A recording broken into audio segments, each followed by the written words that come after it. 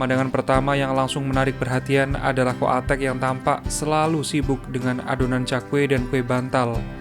Layaknya atraksi, Ko Atek tetap berkonsentrasi dengan menguleni dua sajian yang dijajakannya sembari sesekali berbicara seperlunya. Kami mengamati Ko Atek yang sedang bekerja.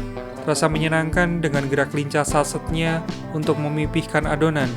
Dia menggunakan botol beling yang dimanfaatkan sisi bagian bulatnya dan digelindingkan maju mundur. Lalu dia sendiri aja. Katanya banyak komentar. Jalan lah ya. Jadi sombong lagi. Nggak mau ya. Mengunjungi kawasan Pasar Baru, Jakarta Pusat, ada banyak pilihan kuliner yang bisa dijajal. Beberapanya bahkan termasuk kuliner legendaris. Jika di Pecinan, Glodok punya Gang Gloria yang menyimpan beberapa sajian yang melegenda. Di kawasan Pasar Baru, Jakarta Pusat, ada yang namanya Gang Kelinci. Di situ ada satu warung cakwe Ko Atek yang sudah berdiri sejak tahun 1971. Terletak di antara nama besar bakmi Gang Kelinci dan bakmi Abun. Dinding warungnya sederhana dengan didominasi cat warna biru tua.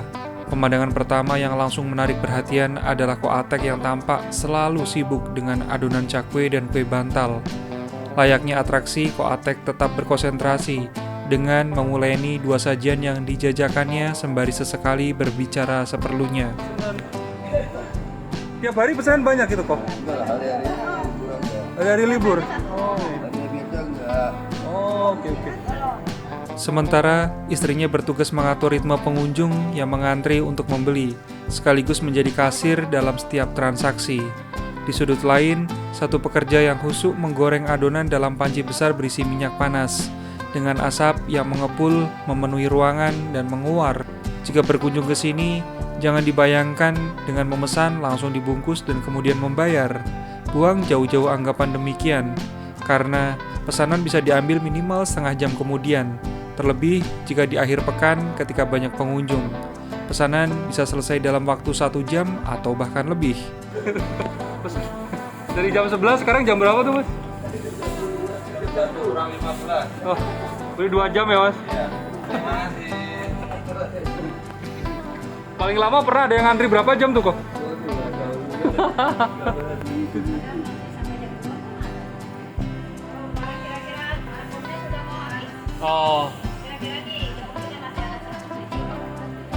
Oh gitu ya, berdasarkan bahannya aja ya? Ini satu hari berapa kilo tepung tuh? Berapa sih ya?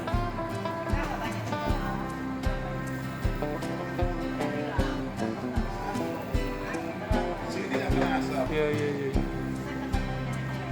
Kalau ada satu hari 2 mangkok nasi, 2 mangkok goreng, oke lah. Iya. Jadi nggak mau yang lain. Oke. Mantap Ci.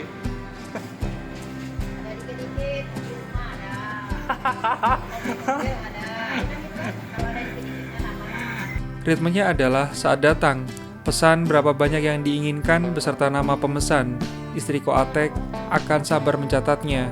Setelahnya bisa berkeliling dulu di Pasar Baru dan kembali lagi kemudian di waktu yang sudah ditetapkan. Begitu ya, membuat orang pada ngantri sekian jam. Lebih apa kok? Itu merendah aja kok.